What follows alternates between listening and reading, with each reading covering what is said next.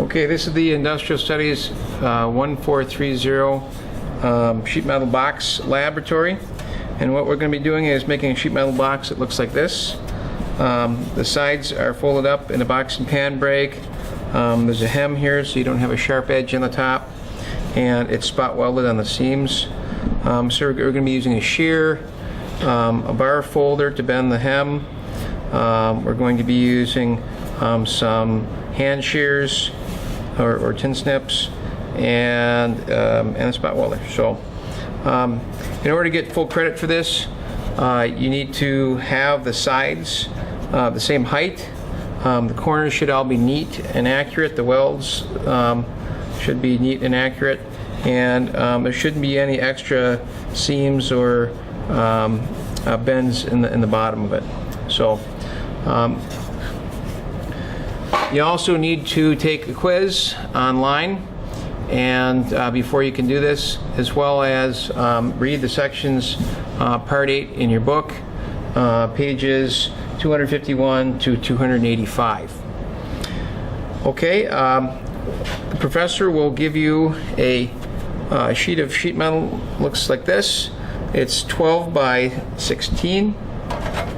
Okay, and the box, we're actually going to shear this down to 11 by 15. The idea is that you learn how to use the shear and measure and cut squarely. Okay, I'm using a square here, so that the materials that, or the tools that you'll need is a square and a scribe. Okay, and as I scribe on this, I'm going to probably I'm going to put some layout fluid on here so that you can see better, but you won't have to do that. You'll be able to just look in the light and see the scribe lines. Okay, so what we want to do then is we want to take an inch off of the vertical and off the horizontal, and so we can do that a couple ways. I want this to be 11 by 15, and so what I'm going to do is I'm going to measure from the other side, because the box, if you measure from this side, if it wasn't cut accurately, your box will be the wrong dimension. So I'm going to measure from this side, and I never measure to the end because that's not accurate. So I'm going to do from the 12 to the 1 here. I'm going to put a little scribe line real accurately there, and then do the same on the other side. Okay, and again, you're going to do this without the dye blue on here. I'm just doing this so that you can see the markings. Okay, so get that accurately on there, and okay, and then I will measure from the end, actually from the other side. So I'm going to make it 15 inches. Okay, and right here,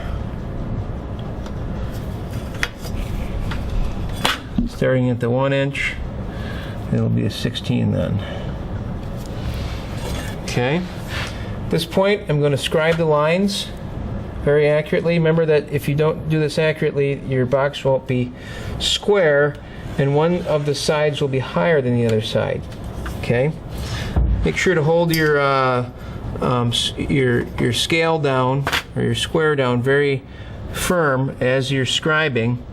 Otherwise, it'll move as you're pulling along it. Make sure it's right on the line.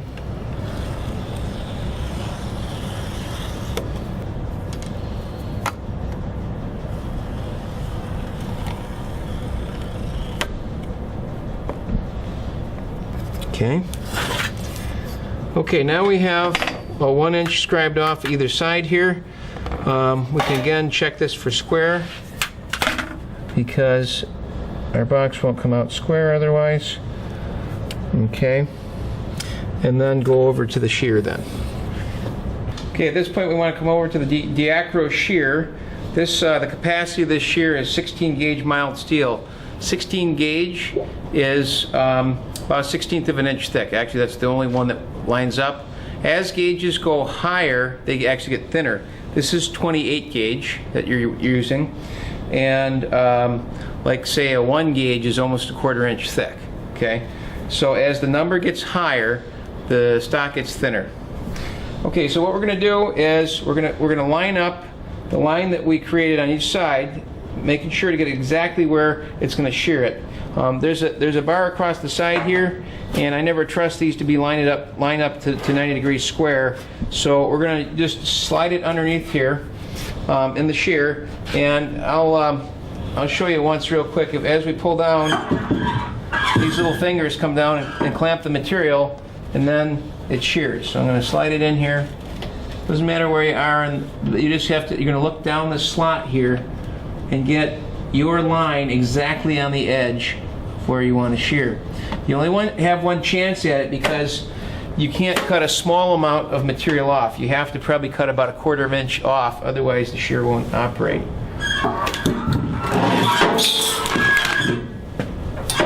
Okay. So there's the first cut, and we're going to turn it 90, and we're going to shear the second cut. Okay.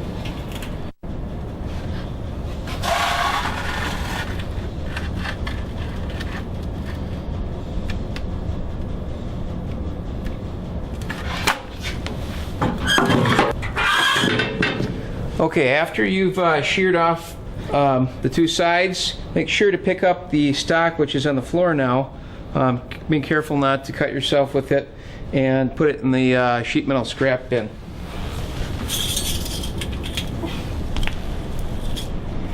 Okay, at this point we're going to take and we're going to lay out this box, which this is how it's going to be laid out on the piece of sheet metal. And making sure to put the tabs in the right spot and to scribe everything so that we can bend and see what we're doing here. Okay, so what you're going to do at this point is you want to determine what size box that you want.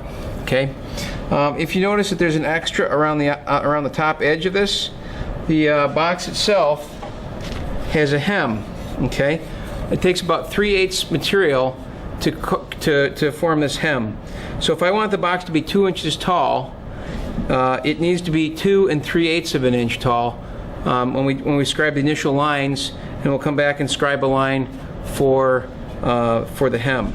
Okay, just remember that it's 3/8 of an inch less than the first lines that you scribe here. Okay, so it says in the instructions to scribe a line between 2 and 3 inches away from the outside edge. If we go more than 3 inches, then the bottom of the box becomes very small. If we go less than 2, it becomes very short. Okay, so at this point what I'm going to do is I'm going to scribe mine. I'm going to make a 2 inch tall box, so I'm going to go 2 3/8 of an inch, and from each side. Okay, so I can measure that. I'm going to start at 1 inch on this, so it would be over here, 3 3/8.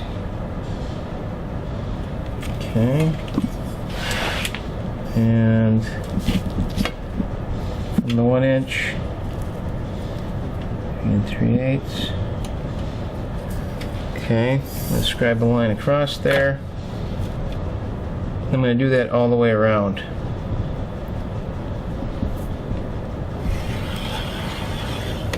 You can measure all of them first if you want, or whatever.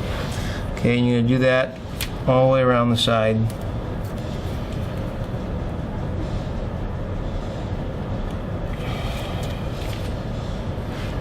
Okay, go this way. Being really careful to get it exact. Otherwise, the height of your box will be off. Okay, so after measuring 2 3/8 all the way around in order to get a 2 inch height on each side of the box, we'll come around and we'll scribe a line at the 2 3/8. And you're going to want to check these to make sure you didn't make a mistake, and scribe right on those marks. Otherwise your box will not be equal in height all the way around, and you'll get points taken off for that. Okay, now if you look at this, each corner should have a square in it. Okay, if it doesn't look square, or if it doesn't measure square, okay, 2 3/8, 2 3/8 all the way around, then we're going to run into problems later on. Okay, now what we want to do is put 3/8 marks all the way around, and we're going to make the area for the hem. So I'm just going to go around and mark at 3/8 all the way around on every side here, usually starting from the 1 so that you don't have the error on the end of your measuring device.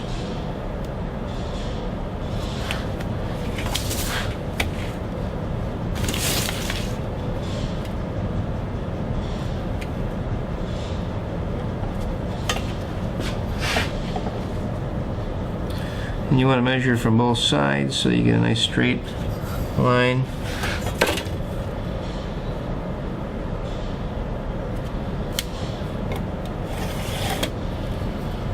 Okay. See if I did that one. I don't know if I did that one. 1, 2, 3. 1, 2, 3. Again, you're probably not going to have this dye marking fluid on here. This is just so that you can see it. If you look at it in the light correctly, you'll be able to see what's going on without the fluid. Or you can use, sometimes you can use a magic marker to mark certain areas to see what you're doing a little bit better. Okay. And 2 more to mark.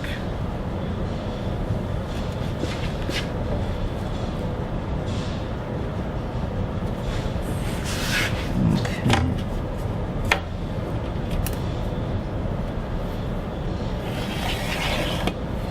Okay, now we have a 3/8 line all the way around where our hem is going to go. Okay, so we've drawn a line around here at 3/8.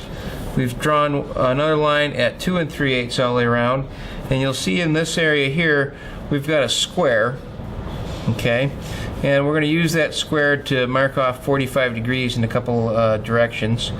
Also notice that we need to taper the end of the hems, otherwise we'll have interference on the inside of the box. So if we look at here, this area right here, when you fold the hem over, if this isn't beveled, this little corner here will hit down here because it'll be square. So it's a little bit hard to visualize. You'll see when you get to actually bending your thing. Just make sure you do put these little angles on your hem. Okay. The other dimension that we have to hold to is that these tabs need to be at least 1/2 inch thick. The reason why they need to be at least 1/2 inch is because otherwise we'd have trouble doing the spot welds on the edge of those. Okay, if they're shorter than that, the spot welder will hit the side of here and we won't really be able to spot weld. Okay, so now we're going to mark our tabs. Now the tabs are usually easier to do on the long pieces, but as long as you're consistent, they either have to be on these 2 sides or these 2 sides. It doesn't matter all that much. The drawing does show it though on the long sides. So what I can do is I can draw a line 1/2 inch away from here, the bottom of the box. Okay, and then the same over here, and then I can draw a line across marking where the tabs are.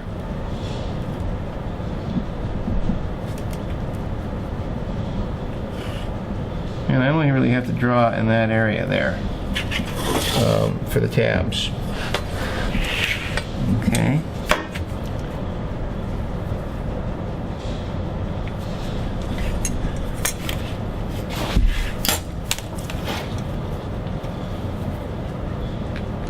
And 1/2 inch again. And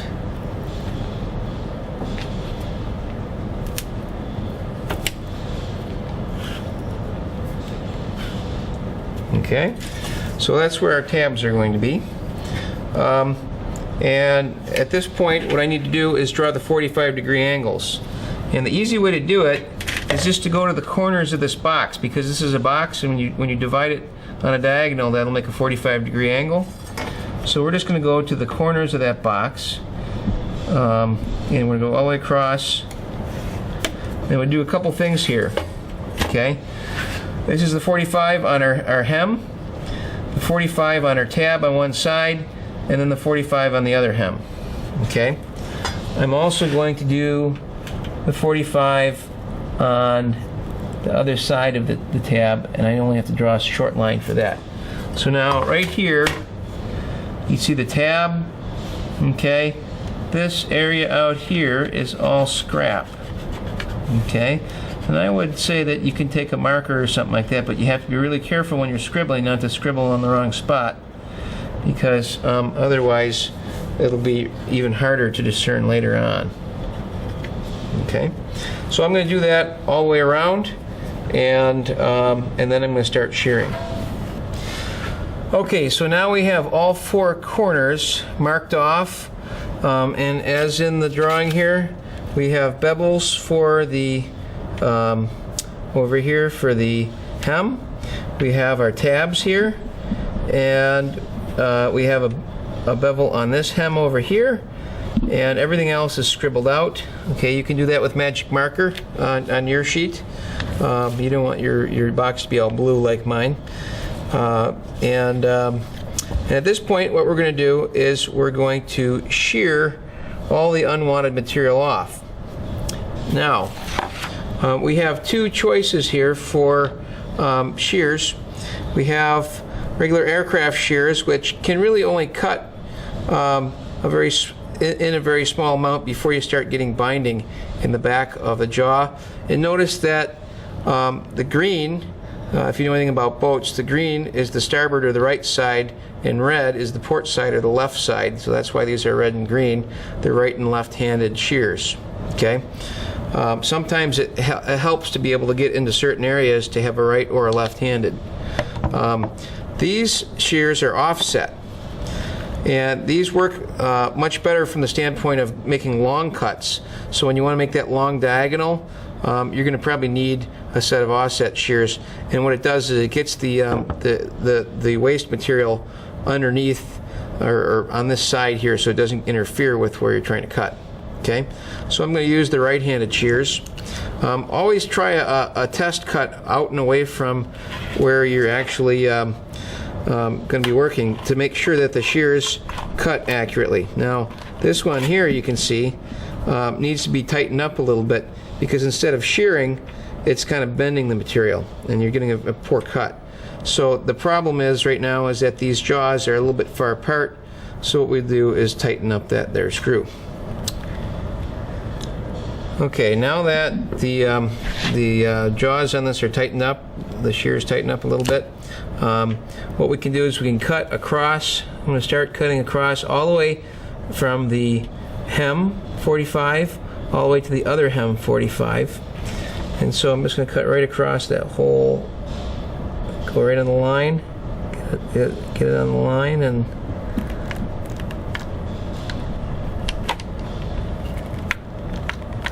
cut all the way across.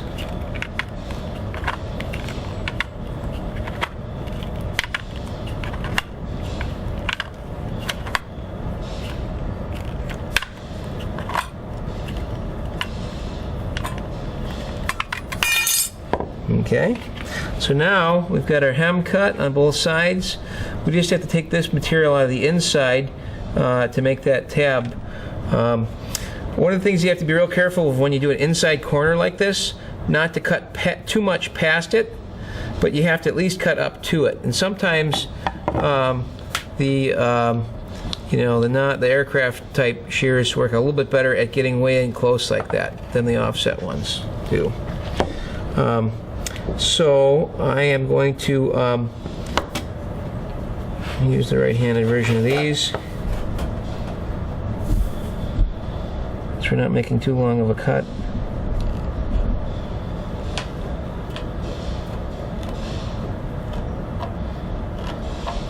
And if it gets in your way, you can kind of cut a little bit of it off.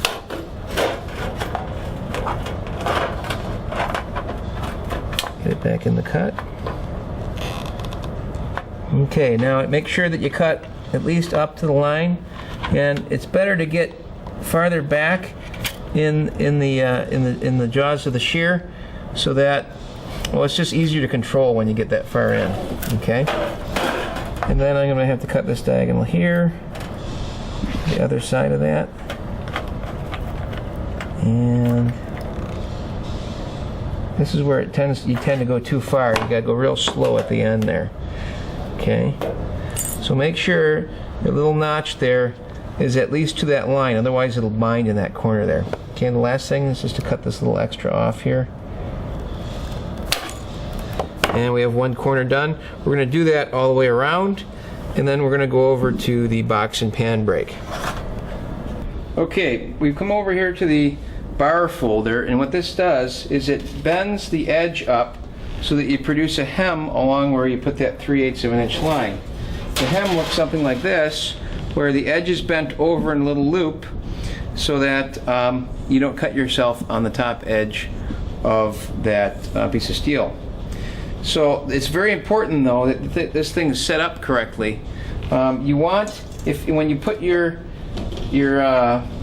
box in here, you want there to be a little bit of space between the line and the knife edge. And the reason is because when you do a bend radius, it takes some material out of the stock just to make that curve. Okay, so the way this works is you push it in, and you got to make sure you push it up against the stock and get it square. If you don't, your box will not be equal on all sides. So we're going to push it in. We're going to lift up on the handle. While I'm pushing it in, I'm going to flip it over. Okay.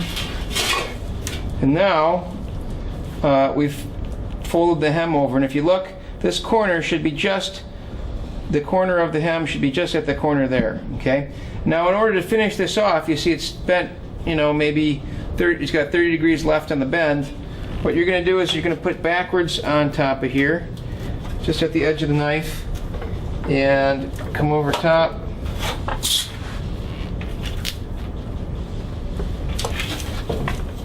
And you can close that up. Takes a little force sometimes. Okay. So now our hem is totally closed, and we're going to do that to all the sides all the way around. You got to be especially careful on the narrow side. There's these little spacers in here are only every couple inches, so you can get it on an angle by accident. So you got to hold it steady while it's being formed.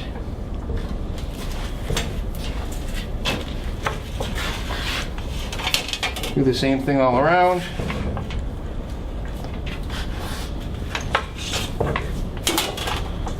Okay, that's two of them.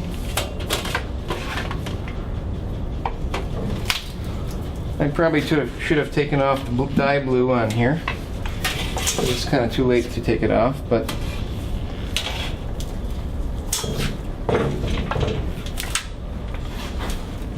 you won't have any on your particular box. Okay, one more to do.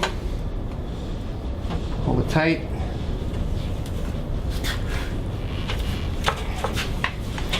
So it's pretty straightforward.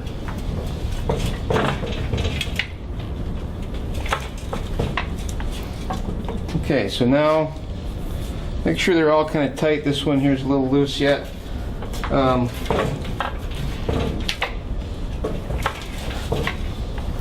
Okay, so at this point we're going to go over to the box and pan brake, and we're going to bend the sides up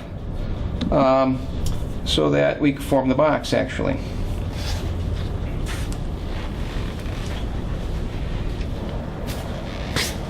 Okay, here we are at the box and pan brake, and what this is going to do is going to bend the sides up and the tabs up on this side first, then it's going to bend the ends up.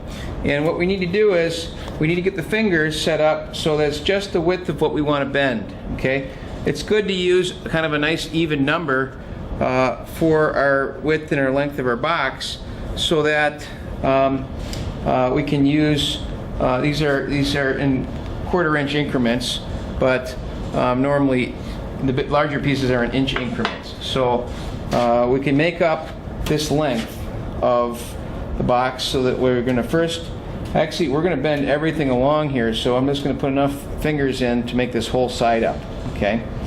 And the second bend we'll make, it will just have enough, in fact this one's almost right on, to bend the ends up, okay?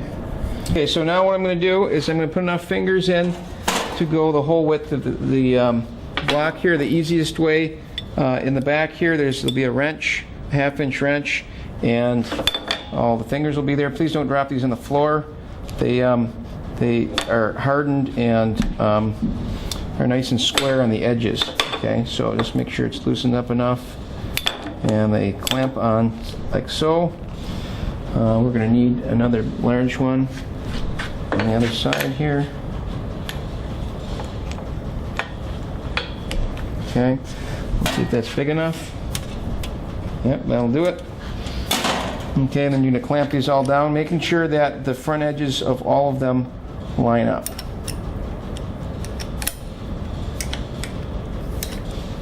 You want them to be all the way back, otherwise the knife edge will not line up with the lower rail.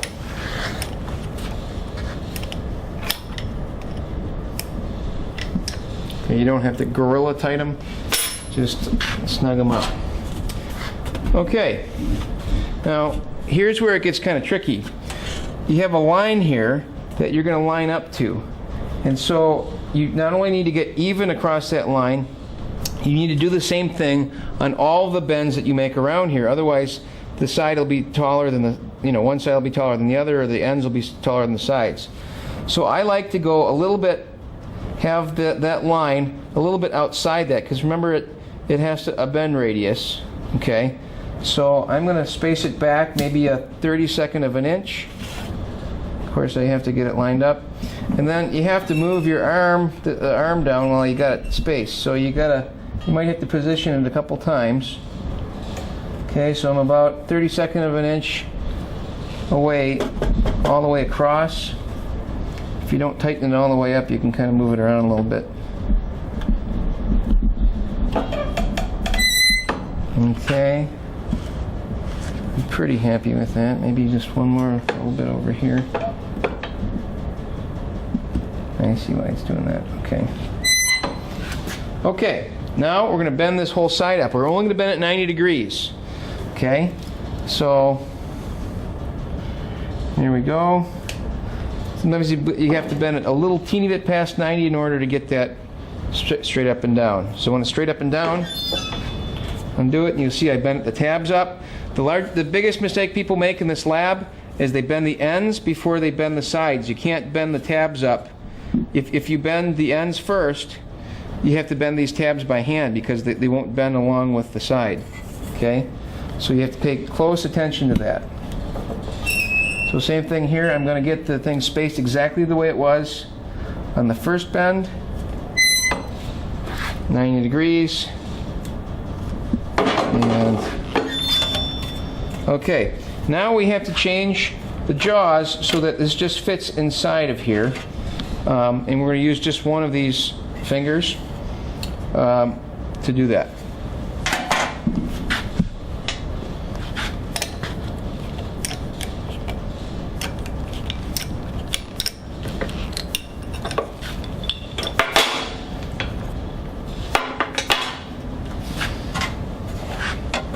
Okay.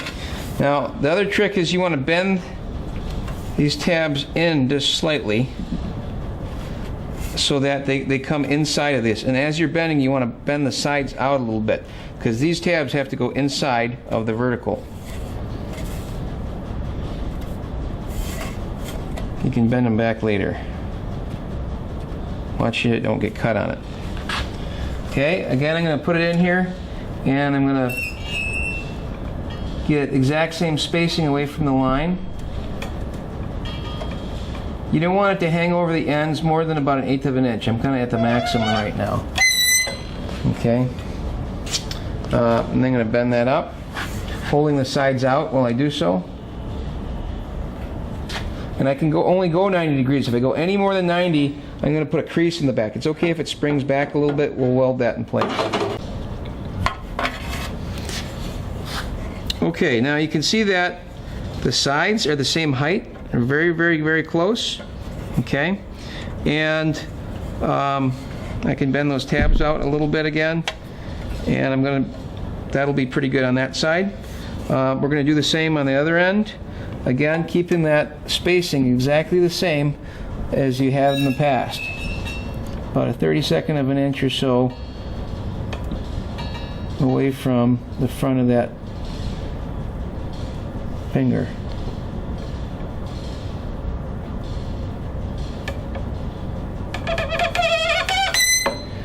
Okay, and spread the sides out.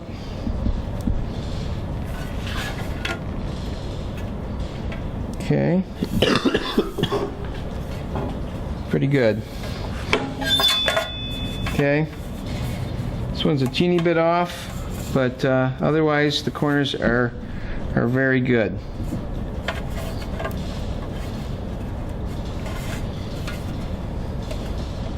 Okay. The next step then is to go over to the spot welder and spot weld the seams. Okay, here we are at the back of the heat treatment lab, and we're going to be using the spot welder, Miller spot welder. It's a resistance welding process, so we're going to have current travel through here. There's not an arc that's produced, but it heats up that spot so much that it actually melts slightly. It's got copper tips on here that need to be fairly clean, and we can always test out the unit before we do it on our box. That's a good idea. Notice I'm also wearing gloves because sometimes when you're holding the box on here and welding it, if you hold on the side here, there's some contact is made on the side, and it can actually heat up the area right underneath where your finger is. So we want to have gloves on, okay?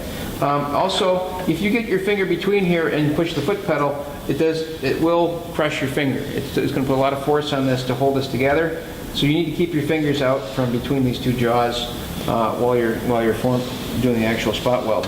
Okay. At this point, what I'm going to do is I'm going to turn on the cooling unit. If the cooling unit's not on, it won't function.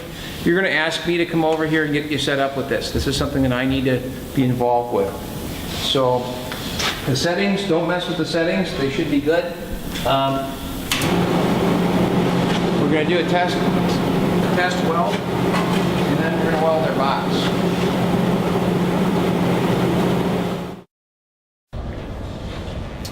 Okay, before we conclude the lab, what we're going to want to do is clean up the mess we made. There'll be some sheet metal, very sharp sheet metal laying around from where we sheared earlier. There'll be maybe some pieces that fell on the floor, so sweep in the area. And also remember that these pieces are very sharp, so use something else, like a brush or something to sweep them up. Okay, and then we'll have a local scrap little box like this, one of the boxes from the lab. After everyone's done cleaning up, we can take that and put it into the steel recycling bin out back of the foundry. And then put your shears away, put your scribe away. They all go in the cabinet over here in sort of the squares. So basically all the box lab things are stored in this cabinet right off to the right here. And tell the person that is doing cleanup for the day that you've got all your stuff done. Okay, I've got a couple pieces of scrap from when we cut the box apart, and we're going to put those together, keep our fingers out of the way, push the foot pedal down long enough for welding the cord. You can hold it down longer, and there's our weld. Okay, we can test that by trying to peel it apart. If you can't peel it apart easily, then it's a pretty strong weld. Okay, it took a lot of force to get that apart, so that's pretty good. It should tear the base material, and you can see it did put a hole in the base material here when we tore it out, so it's a pretty good weld. Okay. Now it's a little tricky to get the welds right where you want them because these jaws are kind of wide and these contact points are kind of short. So what we kind of need to do is sort of look and see where I'm going to end up on here. Get the side exactly perfect. Hold it down. Now that one did work. We're right where we needed to be on the edge. Okay. If you have any doubt about the weld turning out, what you can do is take your foot off the pedal before the welding occurs, okay? So I'm going to weld the second part of the tab, okay? And I could put a third one on if I want, probably 2 is enough. So that's going to be extra strong then, okay? So I have 3 spot welds on the side. They're in the right location. I haven't put a big dent in the side by having it in the wrong location. And I'm going to go around on all the corners and do that.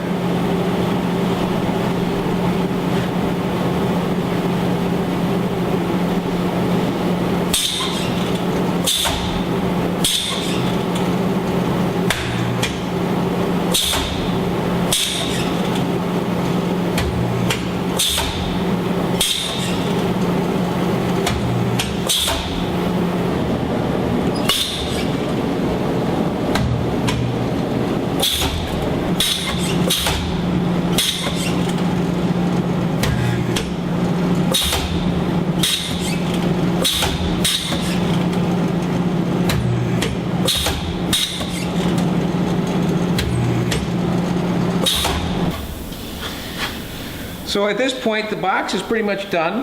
What I'm going to have to do is I'm going to write my name on the inside and my section number.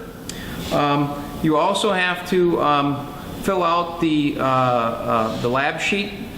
Need all the data on there on what size it was supposed to be. So when I measure this, I'm going to measure the sides to make sure that it's the right height from what you said it was going to be. Part of the grade comes from that. And so there'll be some stuff to fill out before you turn in your lab assignment, okay? And that you just fold up and put on the inside of this box, and then you hand it to me when you're done. So that pretty much concludes the making of the sheet metal box. Make sure that you don't have creases in the bottom of it, that you don't have creased it from welding, that the tabs are in the right locations, all that kind of thing. If you do happen to screw up your box and you need to start with another sheet, I will give you another sheet, but it costs you 10% on your grade. So make sure that you've gone as far as you can on the particular sheet that you were given before you try to get a second sheet. So with that, that concludes the INDS 1430 box lab.